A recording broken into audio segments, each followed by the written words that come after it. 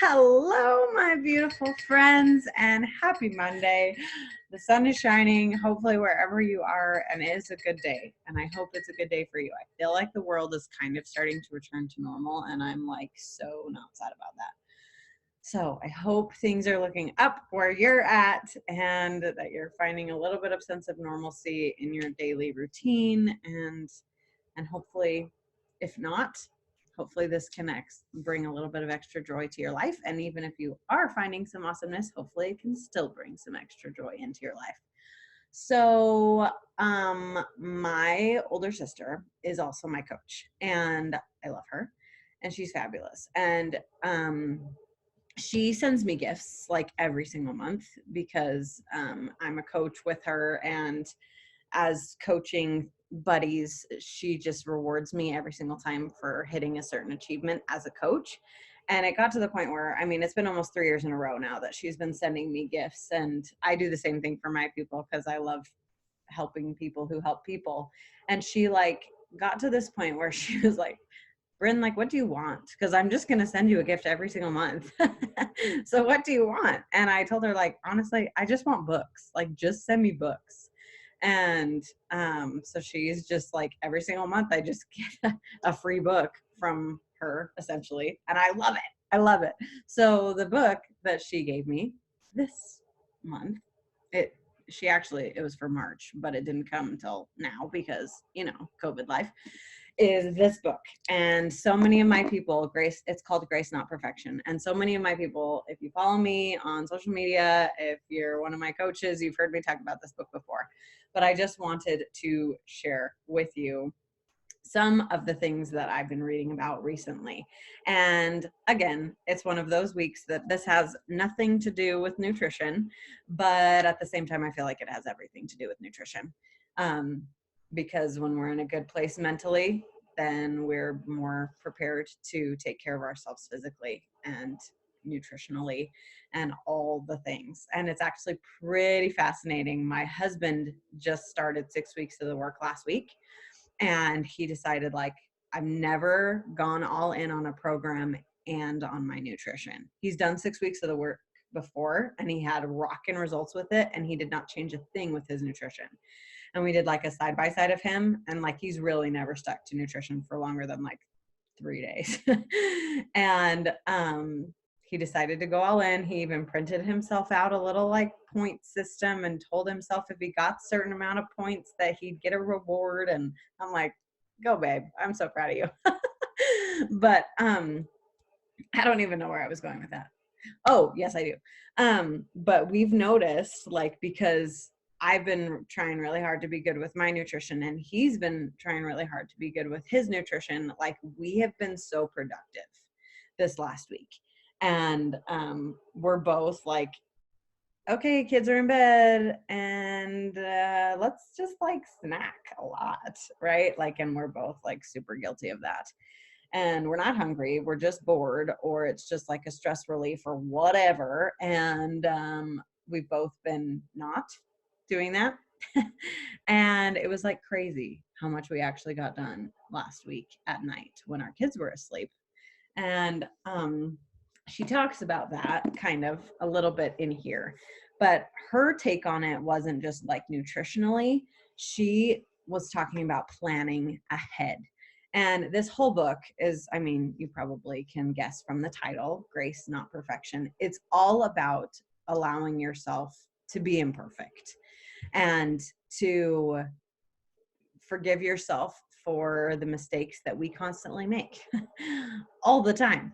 And it's interesting because she talks about like mom life and mom guilt, but then she also talks about like your home and not stressing and being overwhelmed with the dirty dishes and the never ending laundry and all the things. But she doesn't just say like, yeah, just let it be and enjoy play with your children and let the dishes pile up all the time. Like, she does talk about that. That's like, sometimes you just got to let the dishes be and just go play with your kids, because that's just what your spirit needs, and that's what your kids need, and that's the needs that need to be done right now. But other times she talks about like, okay, so this is how you enjoy your life. And this is how you get to leave the dishes in the sink and just go play with your kid. And it's not just like a to-do list of, I don't know how to really adequately say it, but I feel like she gives you tactical steps for actually how to achieve what she's teaching you. And it's not just like okay, it's another thing on my to-do list of reasons I suck already. It's actually like oh, I can do that. Like I can implement that. And that would actually be really easy. And that makes so much sense. Like so much sense. So I just wanted to share with you a couple of the things, because I could just tell you like, okay, go buy this book, and you would thank me and I would say you're welcome. But I want to actually share with you some of the things that she shares so that it can help you today while you don't have this book. Okay. So she talks, and I don't know about you, but probably because I attract people who are like me, but I don't know about you guys, but I really like a clean house. It makes me happy, and it brings me peace and joy when I don't have dishes in my sink, and when I don't have toys in every crack and crevice of my couch, and when I don't have cards and things and sharp objects that I'm stepping on and tripping over all the freaking time. Like that does not bring me joy to have that everywhere. But I also know that I can tend to be like the crazy person that like, and real life personal example, today I had read this book, right? And I was on my phone nursing my cute little girl and doing a little bit of work hustle while I was nursing. And my kiddos destroyed everything in Ellie's dresser. They pulled out every pair of socks, every bow, every pair of pants that was folded, every onesie, everything that was in her dresser was out all over her floor. And Holland knows my typical reaction to this type of behavior. And when I turned around, I like instinct, grumpy mom look, right? And then I like remembered what I read in the book, and I was like, well, did you guys have fun at least while you made such a big mess? And he was like so surprised. Like I could see all over his face, like, you're not going to scream at me, Mom? I'll be real, y'all. Sometimes I use a mean voice with my children. That's just real sometimes. And I was like, no, I'm not going to scream at you. And you know what? Did you have fun? And it's okay. And we'll just clean it up later. And it's whatever, right? And side note, but we were able to be on time still because we were about to leave for swimming lessons, where normally I'm like a crazy, I'm always running late. But it's because you have to look cute and you have to have matching shoes on, and the house has to be clean before we can leave. Oh, and I have to change the laundry. Oh crap, the dishes are still not done. So we can't leave the house until all the things are done, and then we're late for everything, always. And we weren't. We were still on time for swim lessons today, even though my daughter's dresser was all unpacked all over her bedroom floor. It was fine. It was imperfect, but we were still on time to swim. So I was perfect in one way and imperfect in another, and that's okay. So she talks all about planning and simplifying. And there's just so many good little tactical tips that I was like, okay, yes. So she talked about meal planning, which I already do. And I know I've already talked about on here. But she talked about doing it on the weekends, Saturday and Sunday, instead of on Monday. I normally do it on Monday. But I tried her way this time, and I did it on Saturday. Sunday is my day of rest. I try to dedicate the day to God, and I don't want to be buying groceries and stuff on Sunday. Personal choice. I don't judge you for whatever you choose to do. And so I tried to do it on Saturday this time, and I was like amazed with how easy it was to still stick to my nutrition on Sunday. Because normally Sundays are my hardest days, but I had an aha light bulb moment. It's because we're out of everything. Because I buy it on Mondays, and then by Sundays, it's all gone. And everything I like is gone. And everything I don't really like, I'm like, yeah, sure, I still got some baby carrots and some canned peaches, but that's not exactly how I like to get my fruits and veggies in, right? Like, I want me some of my good stuff. I want my salad kits, and I want my strawberries, and I want my blackberries, and I want me some frozen cherries to throw into my Shakeology and whatever. I don't want to be out of those things, but come Sunday, guess what? I'm out. And guess what? Come Sunday, my nutrition goes, and I'm like, whatever, it's just the weekend. That's just the way it's going to be, I guess. But when I bought groceries on Saturday, it was so easy to eat healthy yesterday because I had the stuff that I liked. So maybe you're like, Bryn, you're not very smart. And that's okay. You can judge me. But it was an aha moment for me. So I wanted to share that with you. So try meal planning on Saturdays and getting your groceries on Saturdays so that come Monday, you're really truly prepped for the week ahead. And you already have everything. And it's not like, okay, now it's Monday. Now I'm going to go buy everything that I need and want. And you just already have it. She also talked about when you're meal planning, making a list of 10 to 20 easy dinners. I am notorious for, I love to cook. I love to cook. And I like to have challenging recipes and try new things and make something delicious. But with 3 children that are 3.5 and under, working from home and trying to be a good wife and, have a clean house and stuff, sometimes slaving away over the stove's top for 3 hours is not exactly ideal. So she gives you permission to plan easy dinners. And so I made a list of 10 to 20 easy meals that are also healthy. And I've already used it. Like when planning our dinners, just looking at the list and oh yeah, we haven't had that in a while. Let's just have that. And I just wrote it down on my weekly calendar that you guys have probably seen. Jordan says, same girl, love the suggestion. Okay, I need to pause for 2 seconds because I don't know if you can hear my monitor, but my little baby is crying. She just woke up from her nap. So pause, please. I will go grab her. If somebody wants to unmute themselves and chat about their meal planning thing, please go ahead. I will mute myself.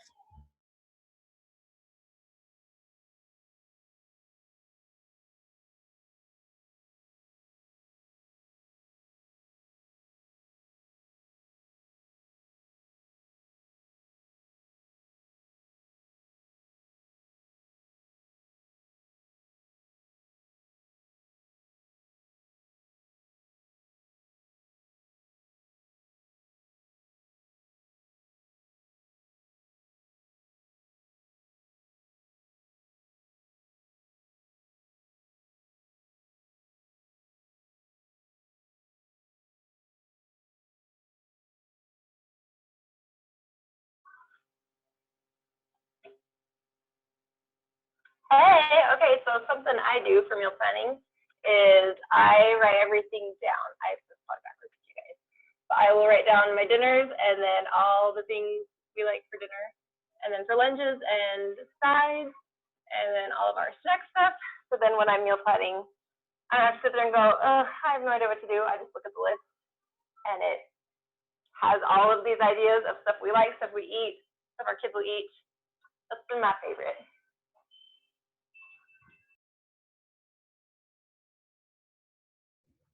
That is perfect. And that's actually very similar to something that I do too. Thank you. Thank you for sharing that.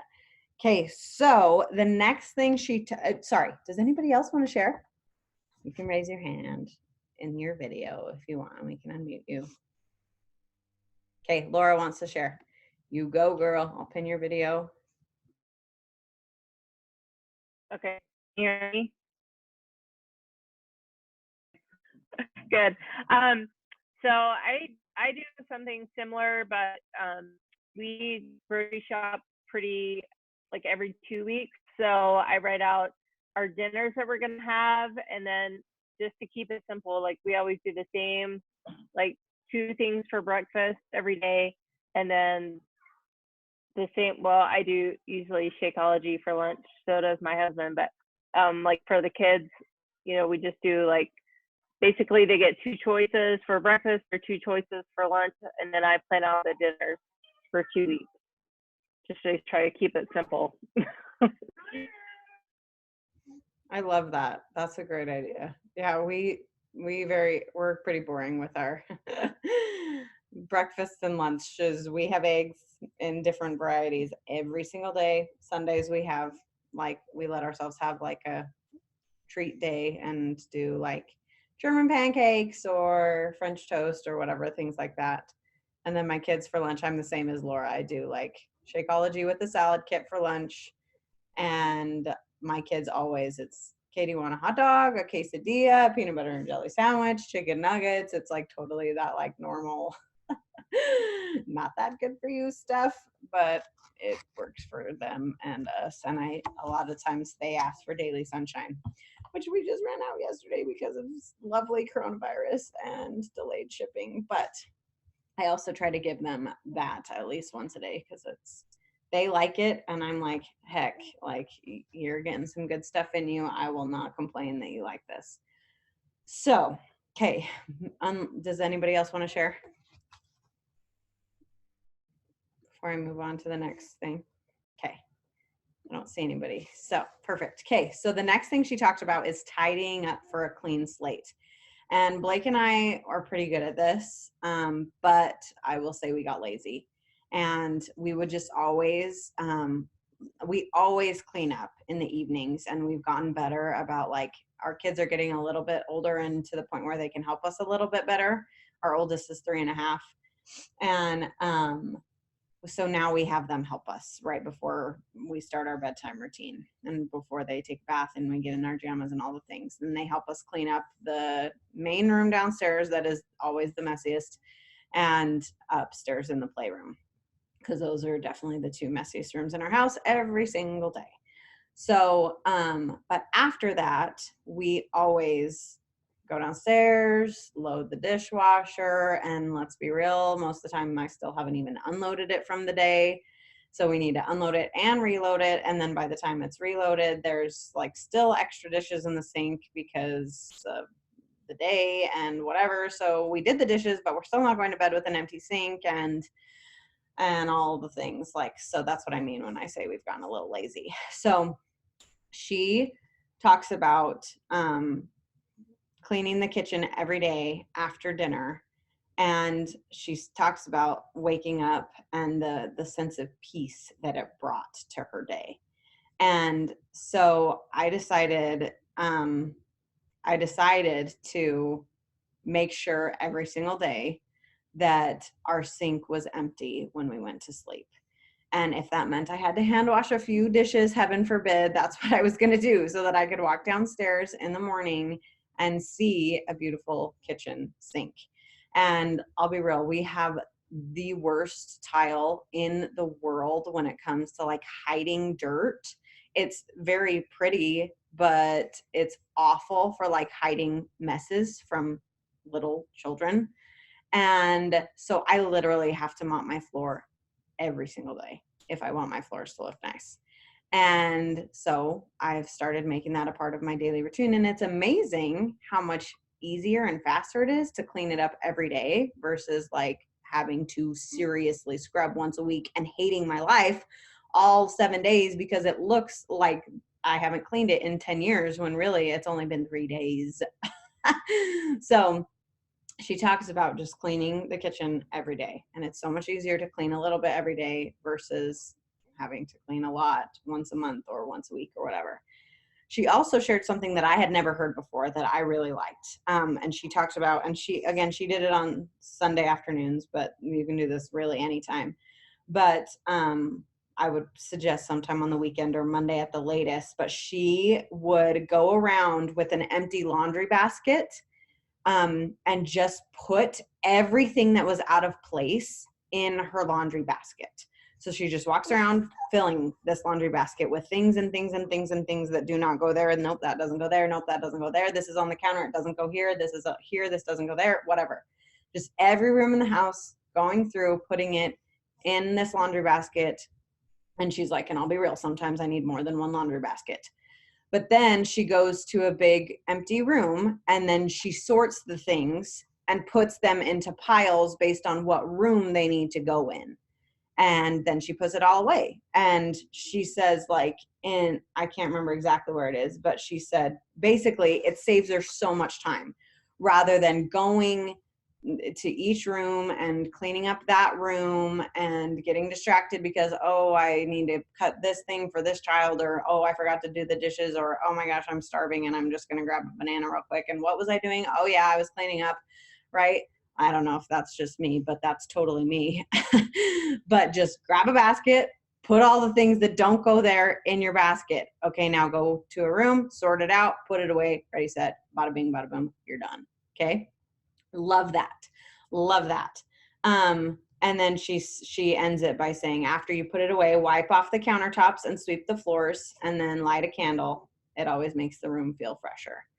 Then I'm like, okay, what if I did that every day instead of just on once a week, right? Like, and I mean, that's obviously ideal. Grace, not perfection. I'm not going to hold myself to a standard of perfection, but what if I tried to do that? Like, how awesome would that be for my next day? And my kids probably couldn't make such a humongous mess if everything started out in the right place, right? And it would feel a little less chaotic. She also talks about like setting a weekly tradition to meet with your family and coordinate your schedules.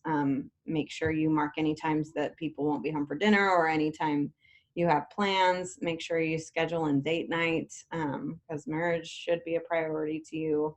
I know weekly is awesome, but if weekly isn't realistic, then at least once a month, if not every other week. Mark reminders for yourself for any events you need to prepare for, all of those things. And then she says, like, make time to fill your tank. Take care of yourself. Take half an hour after dinner to read a good book. Carve out time for yourself in the evening, at least 30 minutes. Turn off the screens and turn on some music that inspires you and settles your soul.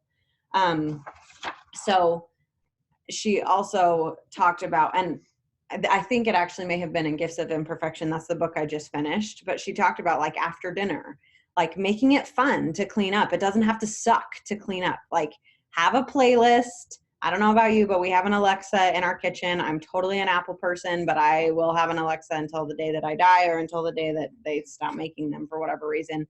We love her. And we love just jamming out to music at all the random times. We have all sorts of playlists for whatever mood we're in. And just turning on some awesome music and cleaning up with your kids. We always listen to music while we clean our downstairs room. And I want to get an Echo Dot for upstairs so that we can listen to music while we clean the playroom and things like that. But cleaning doesn't have to suck. And this like nightly routine and ritual, whatever, doesn't have to suck. If you have AirPods or whatever, you can totally do these things and listen to some music while you do it, or listen to spiritual, devotional, or book, fiction or nonfiction, personal development, whatever, just like all the things. It doesn't have to suck, right? Okay, a couple more things I wanted to share in this chapter. Like I said, this book is really good. She talked about like sometimes the problem isn't our lack of organizational solutions, it's our abundance of things. And she talks about there are three things. There are three types of things. There are things we need, like our pillow, the pair of jeans we wear 3 times a week, and light bulbs. Things we want to keep, our children's baby books, heirlooms from our grandmothers, and family recipes, and things that take up space. Hangers from the dry cleaners, t-shirts we don't like to wear, and fancy dishes we never use, right? And then when I read that, I like had a whole list of like all sorts of things that I'm like, yep, that's just taking up space because I never use it. And I don't know if you've ever read or listened to the magical something of tidying up. The title is so long and I can never remember what it's called, but it's something about tidying being magical, and it's a amazing book. I listened to that book while I was unpacking my house and it totally changed my life. But essentially the whole book is about like going through your stuff and throwing away everything that doesn't bring you joy. If you hold it and it doesn't bring you joy, get rid of it. Like, and she's kind of a little cuckoo, the author, but it's even, yeah, it gets the point across. And I'll be real, it brought me joy to organize my house the way that she suggests. So she talks about getting rid of things that taking up space. And so that again reminded me of the concept of the magical art of tidying up or whatever. But also the things that we need, make it practical. And she specifically said, and I was like, oh my gosh, you know me. She talked about, I can't find it. She talked about organizing your environment for your life. And it makes me laugh just because it's so true and so real. But she says, like, you deserve a home that fulfills some basic functions, serves as a place of comfort, holds decor that fills your well as you walk past it, and equips you to be your best. And she says, you don't have to have a Pinterest perfect house. You need to have a house that works for you and makes you feel happy and joyful, right? And so she shares, we used to keep Brady's shoes upstairs in his bedroom. Seems like an obvious place for them, right? And I laugh because we keep Holland's shoes upstairs. But every morning he'd come downstairs dressed but carrying his shoes because he's not quite old enough to tie them himself. This is exactly my life. Then every afternoon he'd take them off downstairs and we'd have to truck them back upstairs. This is my life. Finally, I realized we were making a lot of extra trips up and down the stairs for this, so we set up an old basket near our front door. All his shoes live there now, and every day they go back to that place. And I was like, Bryn, why do you make everything so gosh dang complicated? Like, why don't you just get a bloody basket and leave it down at the bottom of the stairs where you can have all the shoes live? Why do you insist on keeping every child's shoes in their rooms and making 400 trips up and down the stairs to put their shoes away? Okay. And again, maybe you're like, seriously, Bryn, you are wasting my time. You're an idiot. But maybe if you're like me, this is actually helping you, because sometimes we overcomplicate things like crazy. So all that said, just look at your space, look at your life, look at the things that you can simplify, look at the things that you can get rid of. Think of the ways that you can, I think that quote that I just barely said, like sometimes it's not our lack of organizational systems, it's our abundance of things. And the same thing is true with your schedule in your daily life. It's not just your abundance of shoes or hangers or whatever extra clothes, it's your abundance of things on your schedule. Sometimes we just got to simplify and cut things out, right? And sometimes we just need to really truly prioritize what it is that we're looking for in life, and how can we simplify, how can we make things a little better, how can we make things a little easier on ourselves and on those we love. Because when we are holding ourselves to a standard of perfection, it's impossible, because we're human and it's not a thing. And so we're constantly chasing something that doesn't exist. And so what happens to you when you're constantly chasing a goal that you're not attaining? You're frustrated, you're pissed, you're upset, right? And so constantly holding ourselves to this standard of perfection is just going to make you a grumpy, unfulfilled person, right?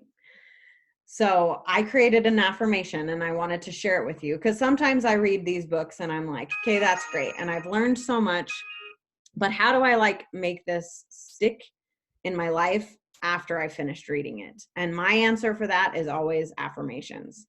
And I try to make an affirmation, at least one after every book that I read. And then I go through them every once in a while when something's not speaking to me anymore, or I feel like I've mastered it. But I always try to make at least one affirmation for like okay, therefore what? Like, I just finished that book. Now what? Like, how did that book change my life? What was the main message of that book, and how can I implement it to remember that, so it wasn't just a waste of my reading time, right? And I always start my affirmations with the phrase, I am so happy and grateful now that. And then I repeat it as if it's like present tense, it's already happened for me.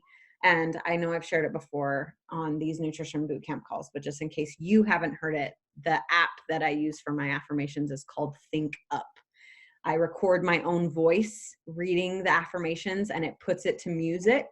And I just plug in an AirPod every morning. As soon as my alarm goes off, I push play on my affirmations. And while I'm getting my workout clothes on and while I'm making my pre-workout, I'm listening to myself with these affirmations with music. And it's beautiful and powerful and amazing. And ever since I started like 2 months ago, I haven't missed a single day because I love it. And I used to suck at doing my affirmations. So the affirmation that I made for this book and this concept is, I am so happy and grateful now that I hold myself to a standard of grace, not perfection. Sometimes my house is a mess because I'm having a fun time playing with my kids, or I am in a season of hustle, and that's okay. Sometimes my kids are watching a movie while I work hard to create a beautiful life for them, either with Beachbody or around my house, and that's okay because my life is beautifully imperfect. So that standard of perfection, sometimes it's like, okay, yeah, like I'm allowed to have a messy house because I'm playing with my kids. But then I was also finding that flip side of like, okay, well then what if I like want to not play with my kids and actually do my dishes? Does that mean I'm a bad mom?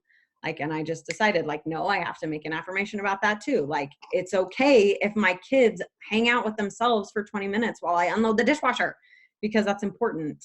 And it's okay. I'm okay. It's okay. I don't have to be perfect. I don't have to be the most magical, wonderful mom every day. My house does not have to be perfectly awesome and fabulous and clean every single day. I just need to be my best and do my best and give myself love and all the things. Yes? Yes. If you haven't decided that you want to read this book yet, please let me just give you one more plug that you should read this book. It's amazing. For those of you who are on the recording, I'm going to peace out. She wants to say hi and she looks really cute. Huh? But I'm going to stop the recording. If you're on live, stay on live. We'll chat. And yes, love you guys.